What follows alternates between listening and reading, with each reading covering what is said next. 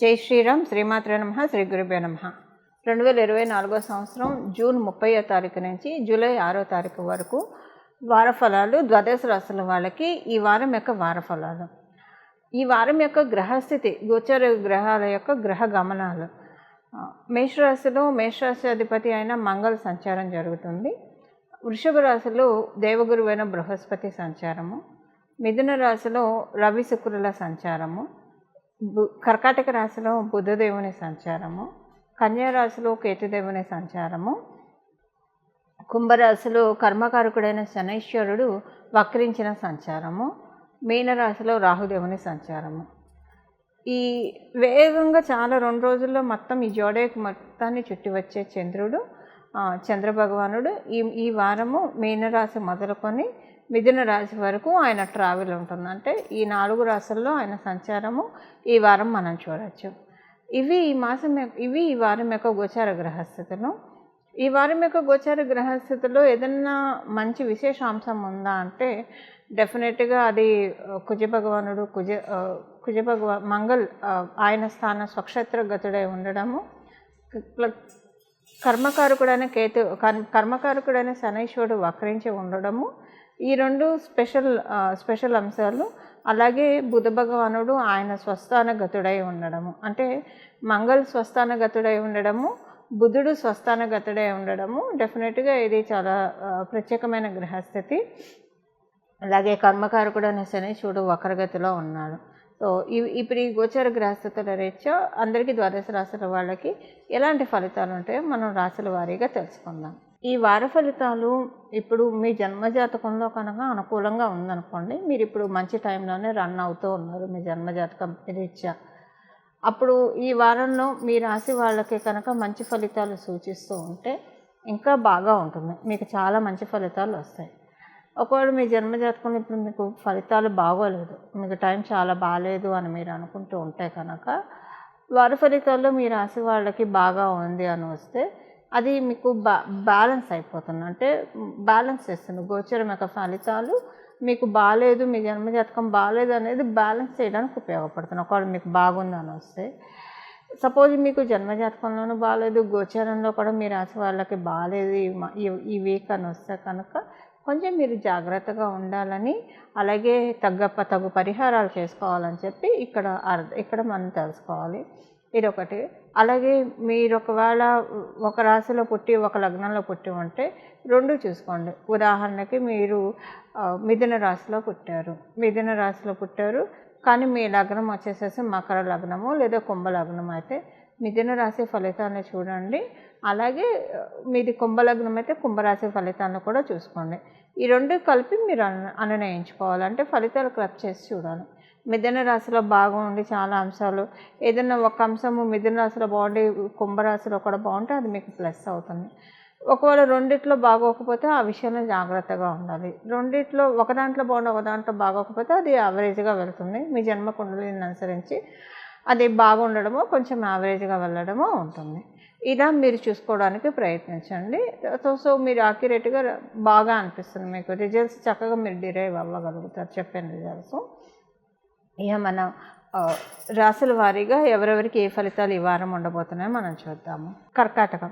కర్కాటక రాశిలో పుట్టిన వాళ్ళకి అనుకూలతలు చక్కగా ఉన్నాయి.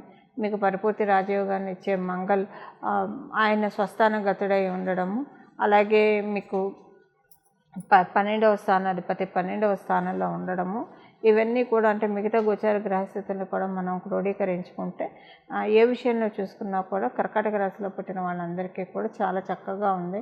ఖర్చులన్నీ కూడా అనవసరమైన ఖర్చులు కాకుండా అవసరమైన వాటికి ఖర్చులు వెతుక్కోకుండా చేయగలుగుతారు. కొన్ని చిన్న జీవితంలో ఉన్న ఖర్చులు కావచ్చు, లేదా అనుకోకుండా అన్ఎక్స్పెక్టెడ్గా వచ్చిన ఖర్చులు కావచ్చు, అవి మనం మీట్ అవ్వాలంటే దానికి తగ్గ రిసోర్సెస్ కావచ్చు, దానికి తగ్గ అమౌంట్ కూడా మన దగ్గర ఉండాలి. ఈ మాసం అలాంటి మాసం, అంటే ఈ వారం అలాంటి వారము. మనీ రూట్ అవుతుంది, మీకు చక్కగా రూట్ అవుతుంది. ఎలాంటి ఖర్చు అయినా కూడా పెట్టగలగడానికి మీకు స్కోప్ ఎక్కువగా ఉంటుంది. రాత్రిపూట పడుకున్నప్పుడు చాలా మంచి శుభ స్వప్నాలు వస్తాయి. ప్రత్యేకించి విష్ణుమూర్తి అవతారాల్లో ఏదైనా అవతారం మీకు కల్లోకి రావచ్చు. అంటే దశావతారాల్లో ఏదైనా ఒక దేవీ దేవత మూర్తి ఏదైనా ఒక అవతారం మీకు కల్లోకి రావచ్చు, లేదా దేవీ దేవతలు మీకు కల్లోకి రావచ్చు. ఈ వారంలో ఇలా దేవీ దేవతల కల్లోకి వచ్చినా, విష్ణుమూర్తి కల్లోకి వచ్చినా కూడా అది మీకు అంటే ఒక రకమైన చక్కగా శుభశకునం అని చెప్పాలి. ఏ ఏ విషయాల్లో ఇది శుభశకునం అంటే మీ వృత్తి వ్యాపారాల్లో అనుకూలతకి, అలాగే మీ పర్సనల్ డెవలప్మెంట్కి, పర్సనల్ గ్రోత్కి, వీటన్నిటికీ కూడా చాలా చక్కగా నిస్సందేహంగా అనుకూలంగా ఉంటుంది. ఇవి ఈ వారం యొక్క ఫలితాలు కర్కాటక రాశిలో పుట్టిన వాళ్ళకి. చూసారు కదండి మీ రాశి యొక్క ఫలితాలు. ఇప్పుడు పరిహారం ఏ పరిహారం ఈ వారం చేసుకోవాలన్న అంశాన్ని మనం చూద్దాం. ఈ వారం మొత్తం కూడా ప్రతి ఒక్కళ్ళు లక్ష్మీ నరసింహస్వామి ఆరాధన చాలా చక్కటి ఫలితాలు ఇస్తుంది. అందరూ కూడా స్వగృహం కోసం ఎదురు చూస్తూనే ఉంటారు. ఈ వారము లక్ష్మీ నరసింహస్వామి వారి ఆరాధన, లక్ష్మీ నరసింహస్వామి వారికి సంబంధించిన స్తోత్రాలు చదవడము, లక్ష్మీ నరసింహస్వామి వారిని ధ్యానించడము, వీటి వల్ల ఏంటంటే చాలా చక్కటి ఫలితాలు వస్తాయి. అంటే స్వగృహానికి లేదా ఒక భూమి కొనుక్కోవడానికి, లేదా ఉన్న ఇంట్లో కలిసి రాక బాధపడుతూ ఉంటారు చాలామంది. అది అద్దిల్లైనా సొంత ఇల్లు ఉన్న వాళ్ళకి కూడా కలిసి రాదండి, ఒక్కొక్కసారి ఇబ్బంది పడుతూ ఉంటారు. అలాంటి వాళ్ళందరికీ కూడా ఈ వారం లక్ష్మీ నరసింహస్వామి వారి ఆరాధన చేసుకోవడం వలన ఈ ప్రాబ్లమ్స్ నుంచి, ఇప్పుడు మనం చేసుకునే సమస్యల నుంచి త్వరితగతిన బయటపడతారు. ఎవరైనా శత్రు బాధలతోటి ఇబ్బంది పడుతూ ఉన్నా, రుణ బాధలతోటి ఇబ్బంది పడుతూ ఉన్నా, వాడు లక్ష్మీ నరసింహస్వామి వారి నఖాన్ని ధ్యానం చేయాలి. నఖ స్తోత్రం చదవడం కానీ, లేదా నఖాన్ని మనసులో ధ్యానించడం వల్ల కూడా శత్రువుల బాధ నుంచి బయటకు వస్తారు, లేదా రుణ సంబంధిత ఇబ్బందుల నుంచి తొందరగా బయటకు వస్తారు. నఖము అంటే గోల్డ్, నెయిల్స్ అని అంటాం కదా ఇంగ్లీష్లో. ఈ గోల్డ్ని లక్ష్మీ నరసింహస్వామి వారి, మీ దగ్గర లక్ష్మీ నరసింహస్వామి వారి చిత్రపటం ఉంటే ఆయన గోళ్ళ వంక తదేకంగా ఒక 5 నిమిషాలు చూసి, తర్వాత మీరు చక్కగా కళ్ళు మూసుకొని చక్కగా ఇలాగ మీకు ఆజ్ఞాచక్రంలో ఇక్కడ ఆయన నఖాన్ని అలానే ధ్యానిస్తూ ఉండండి. నమో భగవతే లక్ష్మీ నరసింహాయ, నమో భగవతే లక్ష్మీ నరసింహాయ, నమో భగవతే లక్ష్మీ నరసింహాయ అని ఆయన నఖాన్ని ధ్యానించడం వల్ల మీరు ఏ శత్రువులతో అయితే ఇబ్బంది పడుతున్నారో, అంతర్గత శత్రువులు అయితే అంతర్గత శత్రువుల నుంచి విముక్తి పొందుతారు, బాహ్య శత్రువులు అయితే బాహ్య శత్రువు నుంచి కూడా మీరు విముక్తి పొందుతారు.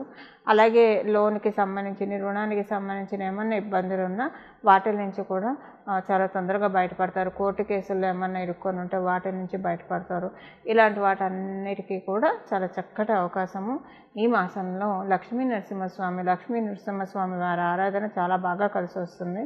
ఎందుకంటే మనకి నవగ్రహాల్లో ఒక గ్రహమైన మంగళ్ మేషరాశిలో ఇంకా ఇంచుమించుగా ఈ మాసం 13వ తారీఖు నుంచి ఆయన మేషరాశి నుంచి వృషభ రాశిలోకి వెళ్ళిపోతారు. డిగ్రీస్ వైజ్ చాలా స్ట్రెంగ్త్తో ఉన్నారు. ఇప్పుడు ఈ వారం విడిచిపెట్టకుండా లక్ష్మీ నరసింహస్వామి వారి ఆరాధన ప్రతి ఒక్కళ్ళు చేసుకోండి. చాలా అంటే చాలా మంచి ఫలితాలను మీరు చూస్తారు. ప్రత్యేకించి ప్రాపర్టీకి సంబంధించింది, శత్రు బాధలు ఇలాంటివి పోవడానికి ఈ వారం నిస్సందేహంగా ఈ ధ్యానం మీకు చాలా చక్కగా ఉపకరిస్తుంది. మీరందరూ కూడా లక్ష్మీ నరసింహస్వామి వారి పరిపూర్ణ కృపా కటాక్షాలు అందుకోవాలని చెప్పి నేను కూడా మనస్ఫూర్తిగా లక్ష్మీ నరసింహస్వామి వారి చరణాలను ప్రార్థిస్తూ మనందరం కూడా శ్రీ లక్ష్మీ నరసింహస్వామి వారి కృపకి పాత్రలు అవుదాము. మంగళం. నమో భగవతే వాసుదేవాయ.